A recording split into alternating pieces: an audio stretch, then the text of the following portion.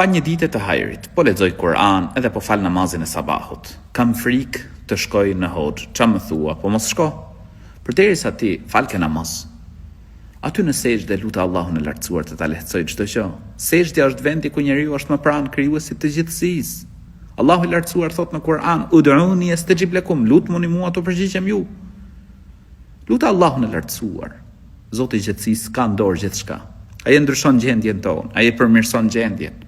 Ai të jep mirësinë në dynjë dhe në ahiret. Lutë Allahun e lartësuar dhe unë të këshilloj të rregullosh raportet me Zotin e gjithësisë. Duhet ta dish se kemi obligim 5 vakte. Ti ke hedh një hap drejt ndryshimit, masha Allah, shumë mirë, por të këshilloj që edhe me vakte tjera, derisa ti falësh të 5-ta. Dhe më beso, ka për të ta lehtësu Zoti i gjithësisë. Ke për të pa ndryshim në jetën tënde.